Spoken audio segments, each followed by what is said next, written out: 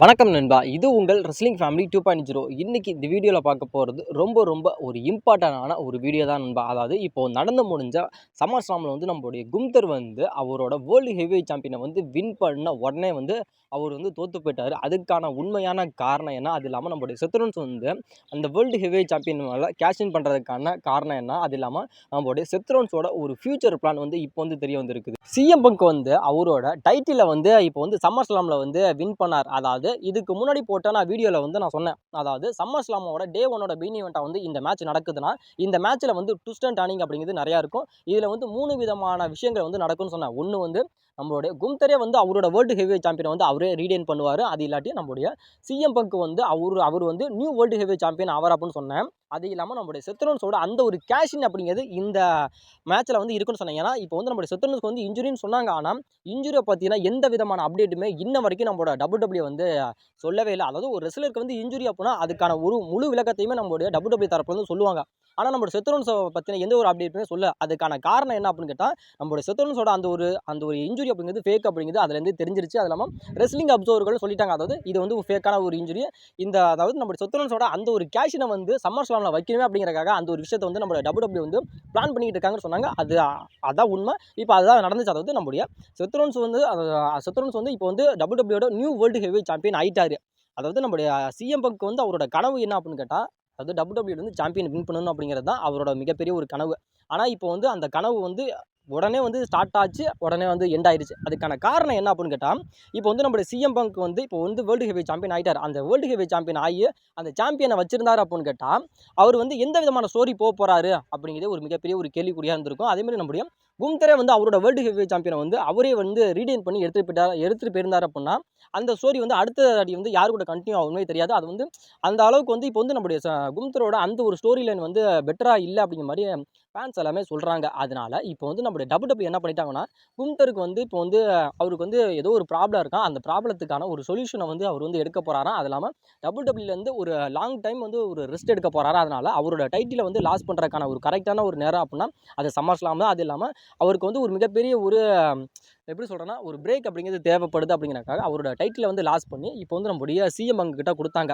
CM bunk கிட்ட கொடுத்து அவர் வேறு லெவலில் ஒரு ஸ்டோரி போகிறதுக்கு பதிலாக நம்மளுடைய செத்ரோன்ஸோட அவர் ஒரு ஃபியூடு போனார் அப்படின்னா, அது ஒரு மிகப்பெரிய ஒரு பெட்டராக ஃபீல் பண்ணும் அப்படிங்கிற மாதிரி நம்மளுடைய WWE நினச்சா. அது இல்லாமல் நம்மளுடைய செத்ரோன்ஸுக்கும் நம்மளுடைய சிஎம் பங்குக்குமான அந்த ஒரு ஸ்டோரி லைன் அப்படிங்கிறது ஃபேன்ஸ் மத்தியில் ஒரு மிகப்பெரிய ஒரு ஹைப்னஸ் இருக்குது. ஆனால் அந்த ஸ்டோரிக்கு அதனால் இப்போ ஒரு தீர்க்கப்படாத ஒரு ஸ்டோரி அப்படிங்கிறது ரோமன் ரெயின்ஸ் நம்மளுடைய செத்ரோன்ஸோட ஸ்டோரி அப்படிங்கிறத விட அதே சேம் டு சேம் நம்மளுடைய சிஎம் பங்க்கும் நம்மளுடைய செத்ரோன்ஸோட அந்த ஒரு ஸ்டோரி லைன் ஒரு தீர்க்கப்படாத ஒரு ஸ்டோரி லைனா இருக்குது. அதனால் இப்போ நம்மளுடைய CM bunk world heavyweight champion win பண்ணார். வின் பண்ண உடனே அதை லாஸ் பண்ணிட்டாரு. அது எதனால் அப்படின்னு கேட்டால், நம்மளுடைய செத்ரோன்ஸ் அவரோட கேஷினை அந்த இடத்துல கொடுத்ததுனால அந்த இடத்துல நம்மளுடைய சிஎம் பங்க் தோத்து போயிட்டார் அப்படிங்கிறாங்க. இவங்களுக்கான ஒரு ஃபியூடு மேபி திரும்பி ஸ்டார்ட் ஆகுமான்னு கேட்டால் 100% ஸ்டார்ட் ஆகும். அதாவது இப்போ நம்மளுடைய சிஎம் பங்க் கேட்குற கேள்வி என்னன்னா, அதாவது என்னோட ஒரு மிகப்பெரிய ஒரு கனவு, அதாவது நான் WWEயோட அந்த இதுக்குள்ளே நான் வர்றப்போ நான் என்னோட கனவானது என்னவா இருந்துச்சு அப்படின்னு கேட்டால், நான் ரெசல்மேனியாவில் மெயின் ஈவென்ட் பண்ணணும், அதுக்கப்புறம் நான் சாம்பியன் ஆகணும் அப்படிங்கிறது என்னோட மிகப்பெரிய ஒரு கனவு. அந்த கனவு நான்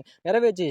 ஆனால் அந்த கனவு நிறைவேறிய ஒரு சில மணி நேரத்திலேயே என்னோட கனவை நீ ஸ்பாய்லர் பண்ணிட்ட. எனக்கு திரும்பி அந்த டைட்டில் வேணும் அப்படிங்கிற மாதிரி நம்மளுடைய சிஎம் பங்க் நம்மளுடைய செத்ரோன்ஸ் கூட ஃபியூடு போவாரான்னு கேட்டால், கண்டிப்பாக ஃபியூடு போவார் அப்படிங்கிற மாதிரி அதிகமாக சொல்லப்படுது ஒரு பக்கம். இன்னொரு பக்கம் நம்மளுடைய ரோமன் ரெயின்ஸ் கூட நம்மளுடைய அதாவது ரோமன் ரெயின்ஸ் நம்மளுடைய செத்ரோன்ஸ் கூட ஒரு ஃபியூடு போவார் அப்படிங்கிற மாதிரி அதிகமாக சொல்லப்படுது. WWEயோட ஒரிஜினல் பிளான் என்ன அப்படின்னு கேட்டால், சம்மர் ஸ்லாமில் செத்ரோன்ஸ் விசிஸ் நம்மளுடைய ரோமன் ரெயின்ஸுக்கான அந்த ஒரு சிங்கிள்ஸ் மேட்சை தான் நம்மளுடைய WWE பிளான் பண்ணாங்க. அதுதான் ஒரிஜினல் பிளானாகவும் இருந்துச்சு. ஆனால் நம்மளுடைய செத்ரோன்ஸுக்கு சாட்டர்டே நைட் மெயின் ஈவெண்ட்டில் இன்ஜுரி ஆச்சு அப்படிங்கிற மாதிரி சொன்னதுனால அந்த பிளானை நம்மளுடைய WWE ஒட்டு மொத்தமாக சேஞ்ச் பண்ணாங்க. சேஞ்ச் பண்ணிவிட்டு சம்மர் ஸ்லாமில் நம்மளுடைய ரோமன் ரெயின்ஸுக்கு ஒரு டாக் டீம் மேட்சையும் நம்மளுடைய WWE கொடுத்துட்டாங்க. இப்போ அந்த நம்மளுடைய செத்ரோன்ஸ் பழி வாங்கணும். அதுவும் நம்மளுடைய ரோமன் ரெயின்ஸ் நம்மளுடைய செத்ரோன்ஸை பழி வாங்கணும் அப்படின்னா அதுக்கான கரெக்டான ஒரு பிளேஸ் இதுதான். ஏன்னா நம்மளுடைய செத்ரோன்ஸ் WWEல இல்லை அப்படிங்கிறக்காக தான் நம்மளுடைய செத்ரோன்ஸ் WWEல இல்லை. அதனால தான் நம்மளுடைய ரோமன் ரெயின்ஸ் என்ன பண்ணார் அப்படின்னு கேட்டால், அந்த ஒரு டாக் டீம் மேட்ச் விளையாண்டார். ஆனால் இப்போ நம்மளுடைய செத்ரோன்ஸ் தான் வந்துட்டாரே, அவர் பழி வாங்கணும் அப்படின்னா அதுக்கான கரெக்டான ஒரு சிச்சுவேஷன் அது இதுதான். அதனால் நம்மளுடைய ரோமன் ரெயின்ஸ் திரும்பி நம்மளுடைய செத்ரோன்ஸ் கூட ஒரு ஃபியூடு போக போகிறாரு அப்படிங்கிற மாதிரி இப்போ அதிகமாக சொல்லப்படுது. எதனால அப்படின்னு கேட்டால் நம்முடைய செத்ரோன்ஸால் நம்முடைய ரோமன் ரெயின்ஸ் வந்து அதிக அளவில் வந்து நம்முடைய ரோமன் ரெயின்ஸ் வந்து பாதிக்கப்பட்டிருக்காரு. அது இல்லாமல் இவங்களுக்கான ஒரு ஸ்டோரி லைன் வந்து முடிக்கப்படாத ஒரு மிகப்பெரிய ஒரு ஸ்டோரி லைனாக இப்போ வந்து போயிட்டு இருக்கிறதுனால நம்மளுடைய பழி வாங்கணும், அதாவது நம்முடைய செத்ரோன்ஸை வந்து பழி வாங்கணும் அப்படின்னா இப்போ ரோமன் ரெயின்ஸ்க்கான ஒரு கரெக்டான ஒரு சுச்சுவேஷன் இதுதான். இப்போ வந்து ஏன்னா இப்போ வந்து நம்முடைய இப்போ சம்மர் ஸ்டாமோட இந்த டாக்கி மேட்ச் நடந்துச்சுல்ல, அதில் கூட நம்மளுடைய ரோமன் ரெயின்ஸும் நம்முடைய ஜே உசோவும் பிராண்ட் பிரேக்கர் பிரான்சன் ரீடை வந்து க்ளீனாக அந்த மேட்ச்சில் வந்து வின் பண்ணிட்டாங்க. ஏன் வின் பண்ணிட்டாங்க அப்படின்னு கேட்டால், இந்த ஒரு ஸ்டோரியை வந்து திரும்பி வந்து அடுத்த ஸ்டெப்புக்கு எடுத்துகிட்டு போகணும், அடுத்த லெவலுக்கு எடுத்துகிட்டு போகணுமே அப்படிங்கிறக்காக நம்மளுடைய ரோமன் ரெயின்ஸ் வந்து அந்த ஒரு ஸ்டோரி லைனில் இருக்கார் அப்படின்னா, அவர் வந்து அந்த இடத்துல தோத்துட்டா இருப்போம்னா அடுத்த தாடி வந்து அந்த பிராண்ட் பிரேக்கர் பிரான்சன் ரீடு அந்த செத்ரோன்ஸோட அந்த ஒரு ஸ்டோரியில் வந்து அவர் வந்து சக்ஸஸ்ஃபுல்லி இருக்க மாட்டார். அதே நம்முடைய ரோமன் ரெயின்ஸ் வந்து அந்த இதில் வின் பண்ணிட்டார் அப்படின்னா அடுத்த ஃபியூடு வந்து போவார். ஏன்னா நம்முடைய பிராண்ட் பிரேக்கரும் பிரான்சன் ரீடு நான் தோத்து போனவங்க வந்து கேட்பாங்க, அதாவது நான் வந்து ரோமன் ரெயின்ஸ் நான் பீட் பண்ணணும், ரோமன் ரெயின்ஸ் கூட வந்து எனக்கு ஒரு மேட்ச் வேணும் அப்படிங்கிற மாதிரி அவங்க கேட்பாங்க. அந்த ஒரு ஸ்டோரி தான் இப்போ வந்து நடந்திருக்கு. அதே நம்முடைய பிராண்ட் பிரேக்கர் பிரான்சன் ரீடோட அந்த ஒரு ஃபேக்ஷனில் வந்து ஒரு தலைவனாக யார் இருக்கான்னு நம்முடைய செத்ரோன்ஸ் தான் இருக்காங்க. செத்ரோன்ஸுக்கும் நம்முடைய ரோமன் ரெயின்ஸுக்குமே ஒரு கணக்கு இருக்குது. அதனால் அந்த கணக்கை நேர் பண்ணணும் அப்படின்னா இப்போ வந்து நம்முடைய செத்ரோன்ஸ் வந்து டபிள்யூடபிள்யூக்கு ரிட்டர்ன் ஆகிட்டார், டபிள்யூடபிள்யூ தான் இருக்காரு, அவர் வேர்ல்டு ஹெவி சாம்பியனாக இருக்காரு.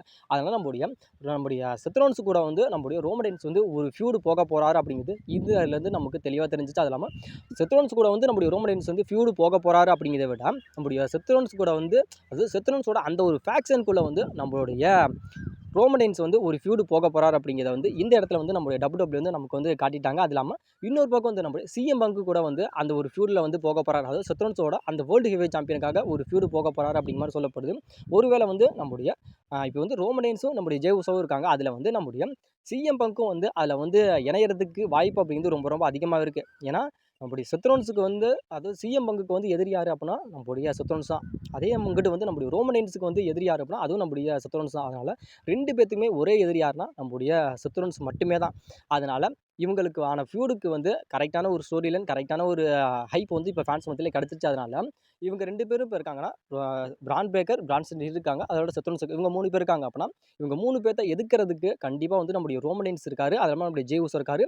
அதுக்கப்புறம் இவங்க கூட வந்து நம்முடைய பெஸ்ட் இந்த வேர்ல்டான சிஎம் பங்க், அதாவது வேர்ல்டு ஹெவி சாம்பியனை வின் பண்ணி சில முடியிலே தோற்று போனால் நம்முடைய சிஎம் பங்க் இருக்கார்ல, அவர் வந்து நம்முடைய செத்ரோன்ஸை வந்து பழி வாங்கணும் அப்படின்னா நம்முடைய ரோமன் ரெயின்ஸ் கூடயும் நம்முடைய செத்ரோன்ஸ் நம்ம ரோமன் ரெயின்ஸ் கூடயும் நம்முடைய ஜே உசோ கூடயும் சேர்றதுக்கான ஒரு கரெக்டான ஒரு பிளேஸ் அப்படின்னா பட் அது இதுதான். அதனால் கண்டிப்பாக வந்து இவங்க 3 பேரும் வந்து ஒரு டீம் அப் பண்ணுவாங்க அப்படிங்கிற மாதிரி சொல்லப்படுது. அதாவது இவங்க 3 பேர் பண்ணுறாங்க அப்படின்னு கேட்டால் இப்போ ரெசல்மனியா 42ல் கூட நம்முடைய டபிள்யூடபிள்யூ வந்து ஒரு பிக்கெஸ்ட் ஒரு பிளானை வந்து திரும்பி அகைன் கன்ஃபார்ம் பண்ணுறாங்க. அது என்ன மேட்ச் அப்படின்னு கேட்டால் ரெசல்மனியாவில் வந்து இதாவது ரெசல்மனியா 41 வந்து செத்ரோன்ஸ் விசஸ் ரோமன் ரெயின்ஸ் விசஸ் பங்குக்கான ஒரு திட்டு தட் மேட்ச் நடந்துச்சுல்ல, அந்த ஒரு மேட்ச்சை வந்து எப்படி நடந்துச்சோ அதே மாதிரி இப்போ ரெசல்மனியா 42லேயே வந்து CM Punk versus Roman Reigns versus செத்ரோன்ஸுக்கான ஒரு வேர்ல்டு ஹெவி சாம்பியன்ஸ் மேட்சையும் நம்மளுடைய டபிள்யூடபிள்யூ வந்து கன்ஃபார்ம் பண்ண. இது மாதிரி மேட்சஸ் நடந்திருக்கா அப்படின்னு கேட்டால் கண்டிப்பாக நடந்திருக்கு. ஏன்னா இப்போ இதே வந்து ரெசல்மனியா 28, 29 நினைக்கிறேன், எனக்கு கரெக்டாக தெரியல. அதில் வந்து நம்முடைய ஜான்சனாவுக்கும் நம்முடைய ராக்குக்குமான மேட்ச் நடந்திருக்கும். அதில் வந்து நம்முடைய ராக்கு வந்து ரெசல்மனியா 28 வந்து வின் பண்ணியிருப்பார், ரெசல்மனியா